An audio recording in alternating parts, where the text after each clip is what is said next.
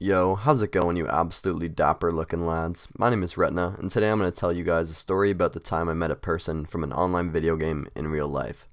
Now, I worked pretty hard on this one, and if you guys enjoyed the video, please drop a like. It would definitely make my week. My birthday's on Saturday, so let's make this one blow up, boys. Now, this story takes place about 2 years ago when I was super into playing CS:GO.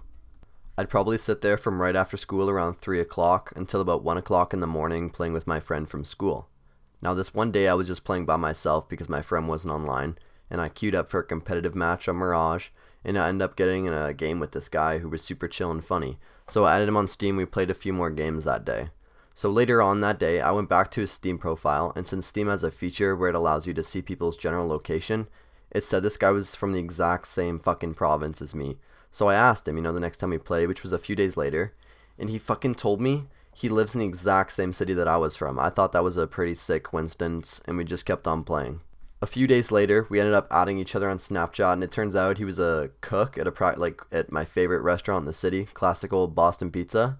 Anyways, my fat ass asks him if I could get me some free pizza, and he said if I linked the restaurant while he was working, he would see what he could do.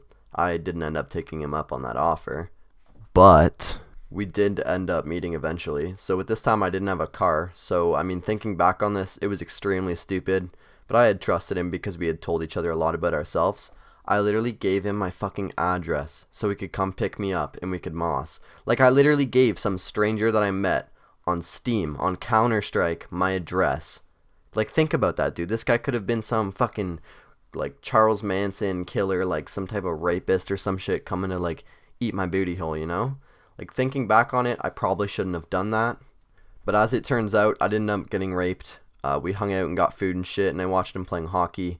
We had a pretty dope time in his shitty little Toyota Yaris that his uncle gave him. A few days later, me and this guy kept playing CSGO together, and eventually we faded away from each other as he ended up going to South Africa with a few buddies, driving fast-ass cars like the Nissan GTR with them. I was super jealous, honestly. I wish I could drive some fast-ass cars like that.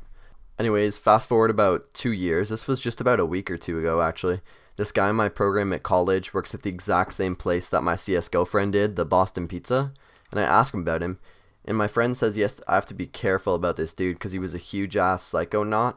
And if you don't know what a psychonaut is, it's like a person who does a lot of psychedelic drugs like magic mushrooms and LSD, stuff like that. Apparently he did bear drugs and ended up landing himself in a psych ward. So that scared me a bit. Well, a lot, man. Like, let's look back on it.